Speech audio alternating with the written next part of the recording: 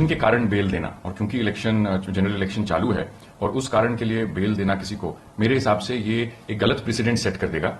अब कई सारे जो अंडर ट्रायल हैं, पॉलिटिकल और नॉन पॉलिटिकल भी, वो सब यही रीजन अब लेंगे कि भाई हमको भी चुनाव में अब पार्टिसिपेट करना है, हमारी एक पार्टी है या हमको प्रचार करना है, उस बेसिस पे हमको भी आप बेल दीजिए। इन्होंने जिस रीजन पे बेल मांगी वह यही रीजन था कि भाई जनरल इलेक्शन चालू है तो मुझे प्रचार करने के लिए मुझे निकलना है। ये खटकता है पॉइंट। बड़ा अच्छा अवसर था सुप्रीम कोर्ट के सामने ये दिखाने के लिए कि आप चीफ मिनिस्टर भी क्यों ना हो, लेकिन हमको हमारी आंखें इन सब चीजों से बंद हैं और हम लॉ के मुताबिक ही कंसिडर करेंगे। ये तो अब सुप्रीम कोर्ट की डिसीजन को ये एक प्रचार के तौर पे यूज करेंगे कि देखिए सच की जीत हो गई, ये हो गया वो हो गया। मेरी पर्सनल व्यू यही है कि इलेक्शन के कारण बेल देना, और क्योंकि इलेक्शन जनरल इलेक्शन चालू है और उस कारण के लिए बेल देना किसी को, मेरे हिसाब से ये एक गलत प्रेसिडेंट सेट कर देगा।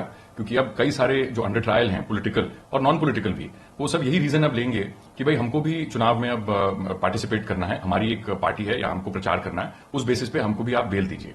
तो इसी पॉइंट को लेके काफी लोग लीगल कम्युनिटी में सहमत नहीं हैं इस जजमेंट से, लेकिन ऑफ कोर्स सुप्रीम कोर्ट के लिए हम लोगों के लिए हाईएस्ट रिस्पेक्ट है। उनको लगा कि इस सिचुएशन में बेल देनी चाहिए तो उन्होंने दी, लेकिन पर्सनली हम उस रीजन से मुझे तो नहीं ठीक लगते ये रीजन। जी, अभी तक देखिए जो इंटरिम बेल है वो कई रीजन से, जैसे किसी कैदी के परिवार में किसी की डेथ हो गई है या जो ट्रायल पर है आरोपी, उसको शादी या कोई भी रीजन होता था उस पर बेल दी जाती थी। नहीं, आप बिल्कुल ठीक कह रहे हैं। इंटरिम बेल नॉर्मली कभी मेरिट्स पे नहीं कंसिडर की जाती, ये एक ह्यूमैनिटेरियन रीजन के लिए बेल दी जाती है, शॉर्ट टर्म।